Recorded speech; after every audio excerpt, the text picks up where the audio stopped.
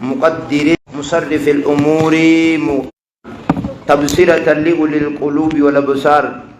الذي أيقظ من خلقه من اصطفاه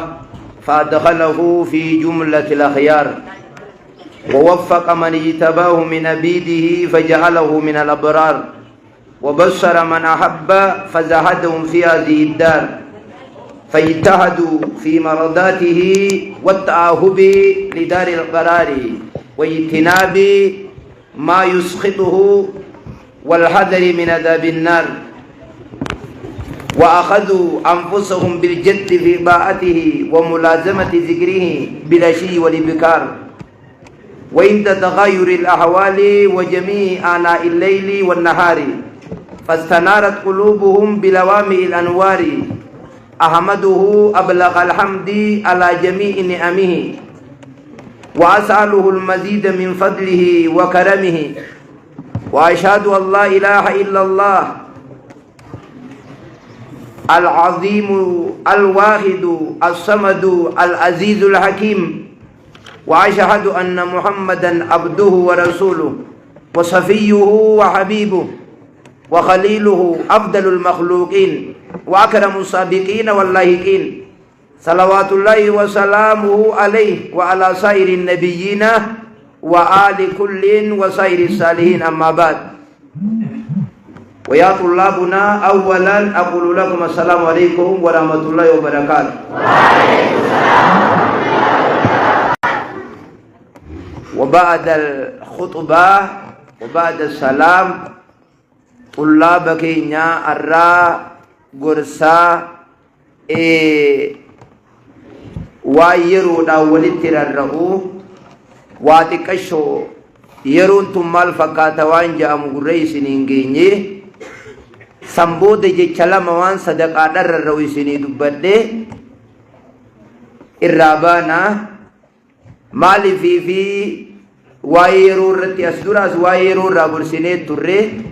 يرون تمال فكاتي يرون تون أين يبيرتي أكان الرق آلي تهو قبدي خنافي وان يرو والقبسيسي غرسا غبابا يسيني داما غرا قلبي تقاو نكاس جراتنين دام سقية تهاجيشو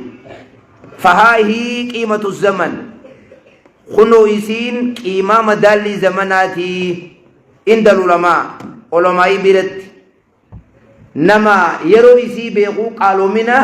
يسي بيغ نما يسي بيغو قالو منا يسي بيغ نما قالو منا يسي بيغو فايدو منا يسي بيغ نما فايدة يرو بيغو تيتو بواي الرابوفك فيا إخوتي وأخواتي ويا طلاب العلم فقد أرشدنا الله تعالى في كتابه الكريم وعلى لسان نبيه العظيم إلى أهمية الوقت ربي سبحانه وتعالى نبي كين عليه الصلاة والسلام لغانو قجر جرة إلى أهمية الوقت أكا يرو ياجساته يرون زمني زمن فيسبوكات زمني زمن تيتوك زمني زمن جوالات زمن هلكان تيتو جلبولان خيست طلابني باتي تنا بودا قراتي يوغو دابن مال دلغو قبني تناولت إدئيت ماسيس واني يرو تنفل الدف فأقسم سبحانه وتعالى بنفسه في القرآن ربي قرآن غير سمتا وفيتين كغتي فورب السماء والأرض إنه لحق ربي سمي في دجيتين كغتي قرآن نخن تغا إرغى ربي إسن النفون تغا وأقسم بأفعاله الأجيبة دلقا وفي دلقة نما جايب سيسون كغتي ربي ومصنوعاته البديئة دلقا أكيسات نمت كلهم دلقين كغتي والسماء وما بناها والأرض وما بهاها أكن جيد لغايسات كغتي وأقسم سبحانه بالزمن ربي يرون كغتي والوقت والضحى والليل إذا سجى والفجر وليال عشر قال ابن القيوم الجوزي رحمه الله تعالى إنه يقسم في القرآن بأمور على أمور ابن القيوم الجوزي ربي سبحانه وتعالى وايدون كغتا وايدون ركغتي ونني خختين وان درجاك أبو ونني ركختين وان درجاك أبو جي لدلالة على أن من عظيم آياتي والنوان سنين كختير قدنوا من آيات سر وان قجل توش غيس جرا وقال الله سبحانه وتعالى أيضا والعصر إن الإنسان لفي خسر عصر كختون يرو برجات كختون فجر كختون هلكن كختون كنم دينو علما يروت